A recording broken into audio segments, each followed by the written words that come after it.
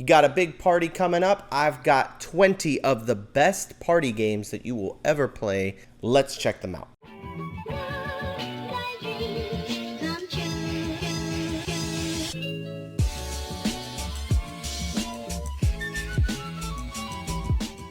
What is up, everybody? Welcome back to 9 to 5 Gamers. I'm just fresh back from my vacation for spring break. I went to Texas, my homeland, and I went to go visit some family and stuff like that. So sorry I didn't make a video last week. I was out. But this week, I'm going to be hitting you guys up with my 20 favorite party games. I was just going to do a top 10, but man, I just couldn't leave some of these off the list because they're just so good, and I feel like they could all be top 10s for different people. So just wanted to show you 20 games. We're going to do 10 today, and then I'll do 10 for next week. So let's go into my top 10 for today, and we'll start it off with the first game on my list, which is Can You Slip It Into the Conversation? This is a newer game. Found this at Target. I think that somebody had told me they found it somewhere for like $5 and like Five Below or something like that. But Can You Slip It Into the Conversation is such a funny game when you play with like the right group of people. This is the type of game that you can play while you play something else. Or if you're watching a movie, like you play this game in the background of what you're doing at a party.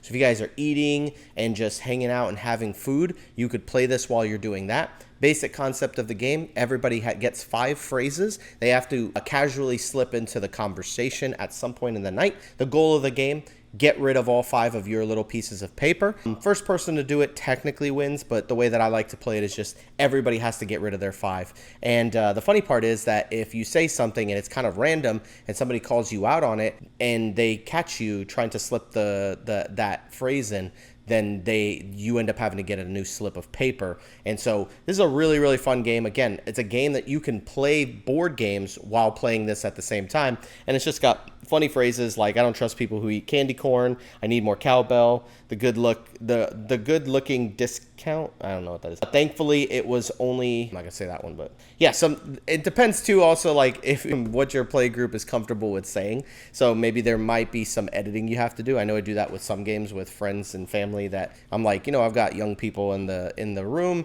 Maybe there's some cards you have to take out of the deck before you play this. It's definitely not appropriate for anybody. It's 17 plus, so just keep that in mind. That is my number 10.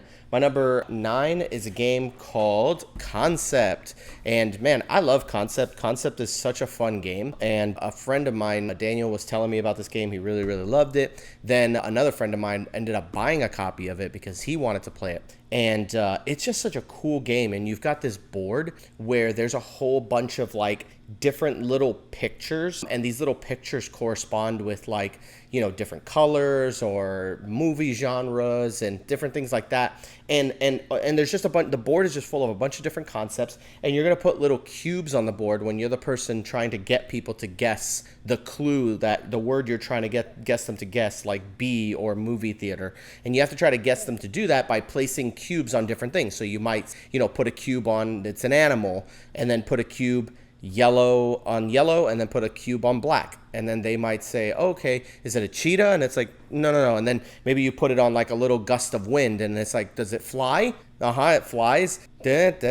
Food. Maybe put some on food because it produces food, and so you have to put cubes, but you're not allowed to talk, and people just have to try to suss out what's going on. So really fun game. I love Concept. Great game. My number 9. My number 8 is King of Tokyo. It doesn't matter which edition you have. King of Tokyo, you're just chucking dice and having a good time doing it. The basic concept of the game is it's like King of the Hill style. Somebody's trying to get into Tokyo. When you get into Tokyo, you get points. If you can get to 20 points, you win. Or you can just go the old-fashioned route of smacking your opponents until they die. Everybody's got a different monster that they play with a health value. And whoever is the last player standing or the person who reaches 20 points first is the winner. Super fun dice chucker. You got to play King of Tokyo. It's fantastic. Next up on my list is a new game, actually, to me, called Rebel Princess. This is the deluxe edition, which the deluxe edition is great. This is a trick-taking game. I forgot how many people it plays with. How many does it play with? 6, I think. So when you have a group of like 6 people, this is so much fun to play. And it is like a normal trick-taking game, but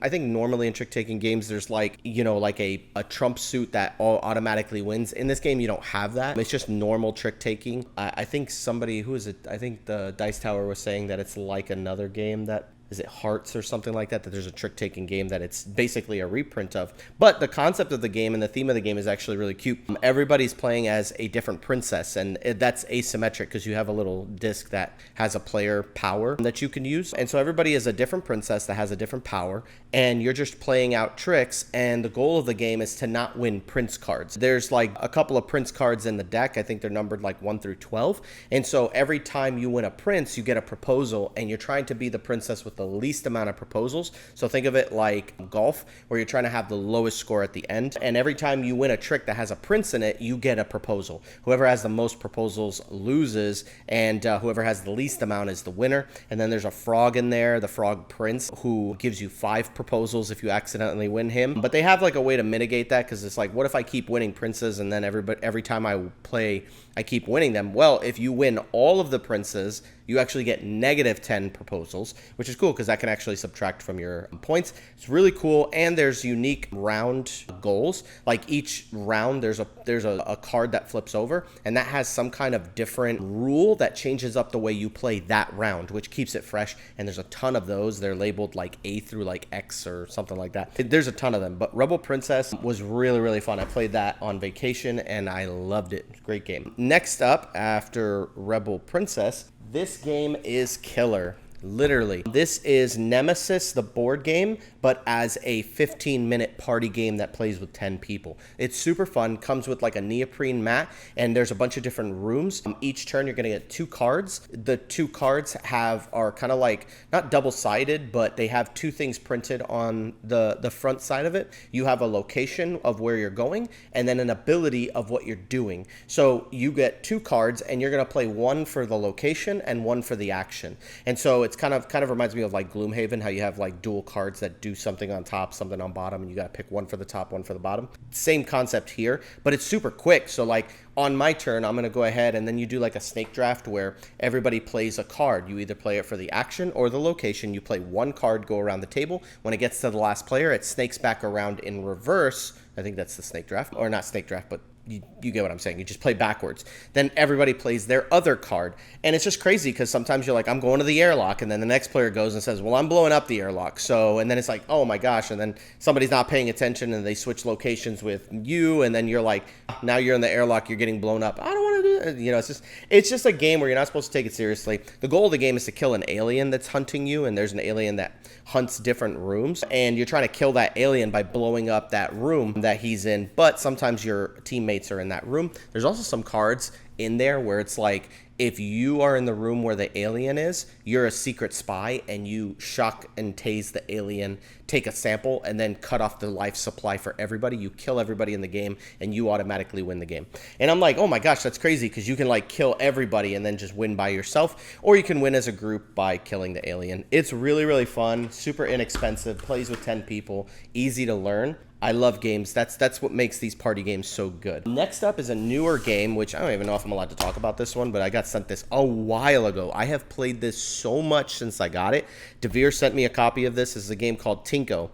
When you look it up on BGG, I think it existed like in 2011, and I think that's because it came out in like Europe, in that area, in that side of the world. But that's a lot of Devere games are from like overseas. They get put into America, and Devere kind of translates them and makes them English. But this game is really, really fun. It reminds me of Spoons a little bit in the sense that there's like a bunch of little medallion pieces. Everybody has a hand of like 7 or 8 cards or 6 cards. I don't remember exactly how many it is, but all of these cards have different animals printed on them. And these different animals, you're trying to match them up. It's set collection. And so I want to get 5 of the same type of animal. So 5 tigers, 5 dragons, 5 praying mantises, something like that. And so it's got this like kung fu theme with these different animals. And so you're trying to line up those. But the way that the game works is that you're getting rid of cards from your hand and trading them blindly to people at the table. So it's like, hey, I'll trade for 3. Trade 3. Boom. You grab the 3 from them, put it in there. You're like, okay, so I got 3 now. I'm trading 2. You give me 2, you give me 2. Okay, cool. And so like you're just trying to trade. And then once you have your 5 and you have 5 in a row, the first person to do that can grab a medallion piece, right? And you can do it like indiscreetly, like you could do it without anybody noticing, because the minute somebody grabs a medallion piece, everybody needs to just grab one, because if you don't end up getting one, you go down a point, you lose points. And if you grab a medallion, and got your 5, which they call a tinko, you are going to go up a point. And so that's the basic concept of the game. It's like whoever can get to 5 points or negative 5 points first, that's the game ending. And then whoever's in the lead is the winner. This game is actually very, very funny. I really love playing this game. I have not had a moment where this game has flopped for me yet. This is one of those like obscure games that you're not going to pay a lot of attention to, but you really ought to get yourself a copy of it because it's super cheap and it's very, very fun. I really enjoy playing this game, and there's other ways that you can play it to like up the difficulty, but the basic like base version of the game is just super, super fun. I really like Tinko. That's one of my favorite games that I've played so far. Next up on my list is Illustrations, and I got the big party pack. Illustrations is great. It is the telephone game where you are telling somebody something, and then they tell it to the next person, who tells it to the next person, tells it to the next person, and at the end of it, it is something completely different than where it started. That, but with drawing. It's the type of, I like drawing games like Pictionary, things like that, but I don't like the ones where it's like, it's super skill dependent, that it's not fun for people who aren't very good at art. I'm really bad at drawing, but I enjoy playing this game because I think like the people who are bad at it make it more fun. And you can keep track of score in this game, but I don't think anybody plays it that way. I think everybody just plays it to be funny and just see the who has like the worst take, where, you know, it's like, hey, what started off as a cookie ended up being a moon. And it's like, how did it end up being a moon? I think somebody saw the cookie and it looked like, or somebody saw the moon and it looked like a cookie. So then they wrote down the clue cookie. And then the next person decided, okay, so cookie, and then they put milk and stuff. And it's just like, it transforms the word. It's super funny. I love the party pack edition because you can play this with whatever player count you want, but it plays up to 12. If you went to Target and got 2 6-player versions, it would not be the same because each book would only have 6 pages. These books have 12 pages in them. So this one is the one you want to get. It's like $40, I think, and it's awesome. I love Illustrations. Next up on my list is not in my possession, but it's a game called Detective Club. Detective Club, I got to play this at Dice Tower with Joey Evans, and he was the one who introduced it to us. And the thing is that this is a game that's like almost impossible to find from what I hear, but if you want a similar play style of this game, they have a game called The Chameleon, which would be like a good replacement for this game if you can't find this one. As a matter of fact, I think The Chameleon, they made a picture version of it, which might be the same concept of this one, but the basic gist of it is that there is like a keyword that everybody knows except for one person. There's one person who doesn't know what the secret word is,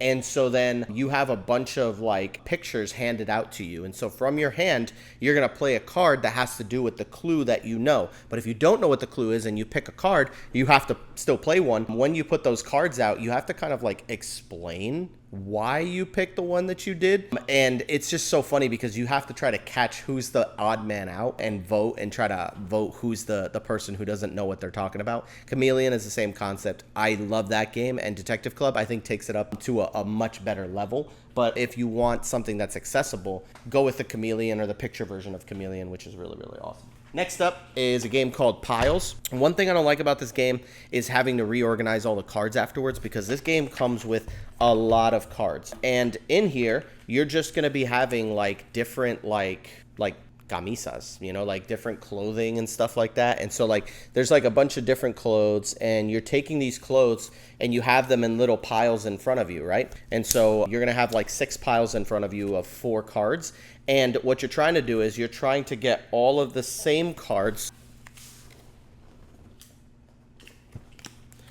You're trying to get all of the same cards together in your hand, and once you do, you can take that pile and flip it over, and you've completed that pile, and you have to complete all 6 piles. The problem is that you're not going to always have them lined up. So for example, over here, this pile might have like 3 of what I need, but then I have 1 that I'm looking for. So somebody else might have it in their hand, or it might be one of the cards that's out in the middle of the table. And so you always have to put a card down and then take a card into your hand, right? And so then you take a card and then you can put that pile down, but you can only have 1 pile in your hand at a time. But it is a super fast-paced, simultaneous play. Everybody's playing at the same time. It's just really, really good. But like I said, organizing the game can be annoying, but it make it pretty simple by telling you exactly how many cards, how many pairs of cards you're going to need for each player count, and it all fits inside of this little magnetic box. It's really nice, actually, well produced. Piles is a great game. It's really fun and very hectic, very frantic. If you have anxiety, you probably won't like this game because it just gives you more anxiety. And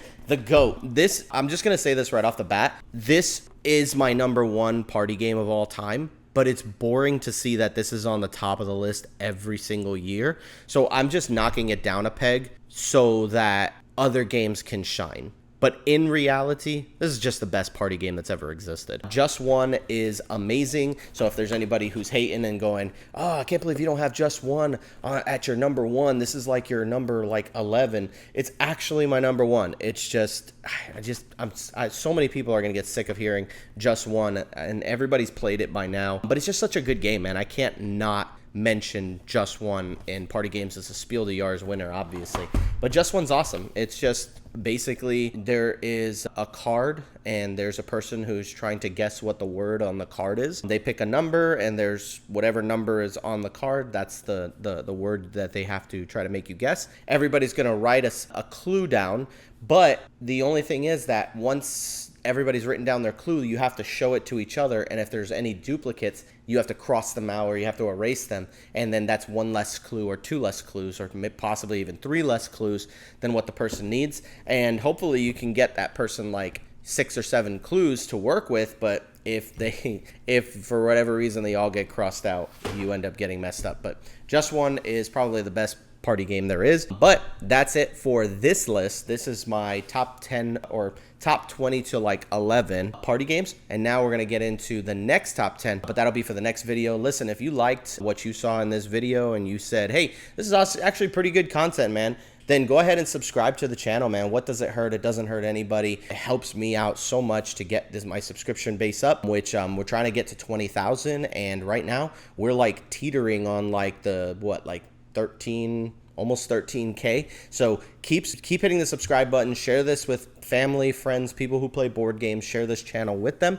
And don't forget to like the video. Liking the video helps out with the algorithm. It helps YouTube know that my content is good and that it can continue to promote my stuff. So just like these videos if you can. I would greatly appreciate it. And of course, obviously, if you want to support the channel even further, but it's not necessary, but if you'd like to, you can support the channel financially. There are ways that you could become members here at the channel. Just hit the join button, and I have anywhere from $1 a month to $3 to $10, whatever you can afford, and you'll get some extra bonus content. And if you want to support the channel but you don't really care about the bonus content, you just want to give money, try my Patreon or my Ko-Fi account. Look me up on there, and you could donate money there for monthly subscriptions fees, which is awesome. It helps grow the channel, and so far I've been able to utilize a lot of the funds to get new games in, and it's been super awesome. So with that being said, thank you guys for tuning into this video. I appreciate every single one of you guys. Take care. Have a good one. Peace.